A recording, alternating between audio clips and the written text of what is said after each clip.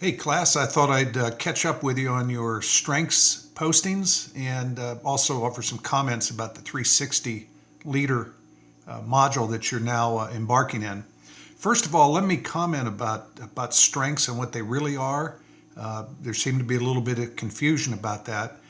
As Gallup has found them, strengths are really pretty much the way we're wired. They're inherent capabilities that we have, strengths as their term, and that they really change very little over time. I've taken a strengths finder, I think 3 times, and I've had maybe one of the strengths switch spots.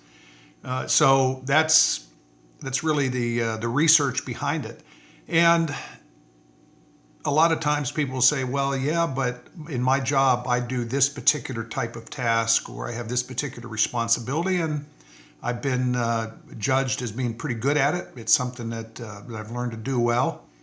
And that's certainly true. There are plenty of things that we have to do that are outside our strength zone and that we get pretty competent at. The big difference is that when we work on our strengths, it tends to be a charging, a energy recharging type of event. And so it's something that we're just in the zone, lose track of time, those types of things. Whereas other things that we're particularly good at is something that tends to drain us a little bit. For me, since all 5 of my strengths are in the strategic area, so I'm the poster child for Mr. Unwell-Rounded. The executing phase are things that I've got to do. Obviously, organizing and executing this course, for example, is something that I've gotten better at over time, but it's really a struggle for me to do it. And so that's kind of the difference. I'd ask for you to just kind of keep that in mind. One of the fun things by the time we get to this is watching how you interact with each other, and you notice I had you pick somebody in your group who is the complement for your strengths across the 4 domains of leadership, and that you actually end up, some of you are coaching each other, and that's been fun to watch too. And that's really the power of it. It gives us a common language to talk about where we're really at our best, especially over time. One thing that you probably recall from the video is that the whole strengths movement comes from question number 3 in the Gallup Q12 survey. At work, I have the opportunity to do what I do best every day. And several of you commented about how sad it is that so few people have that.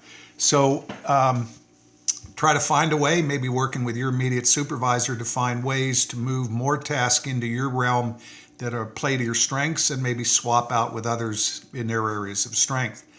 And so again, in terms of your coaching back and forth, it was interesting that some of you actually had second guessed what some of the strengths would be for your group mates. So that's really a credit to you that you've gotten to know each other that well.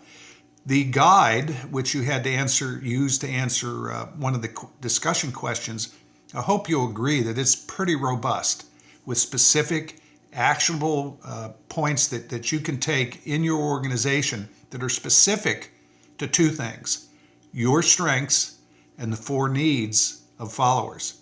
I've never found anything that is as targeted and prescriptive and clear as that leadership guide. So that's something you could spend perhaps the rest of your career working through portions of that, depending on the challenges that you have in your organization. Speaking of that, it was interesting that there were very few of you in the 4 things that leaders want from followers who picked compassion. But in retrospect, I guess since I'm working with a group of MBAs, maybe that compassion part is indeed further down the list.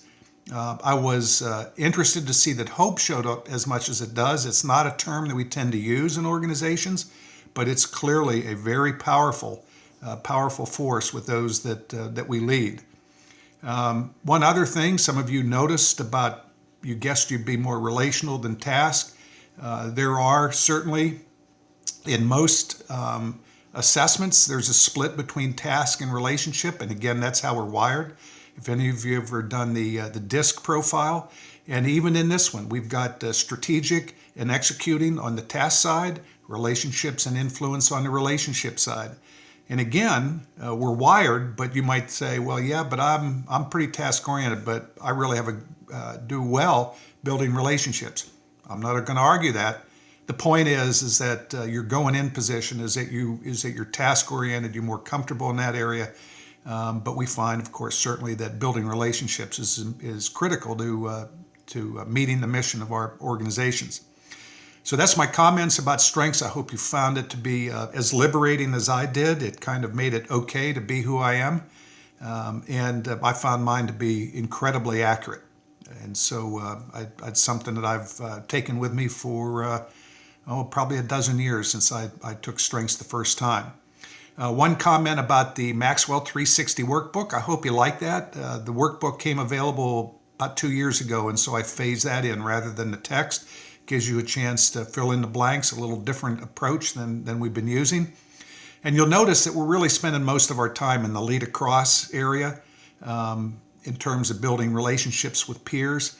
But again, just like with the leader guide in the strengths assessment, there's a lot of things that you can spend some time doing. I would urge you at some point in the not too distant future to spend a little time looking at the leading up behaviors and strategies and start using some of those to lead up, to manage up.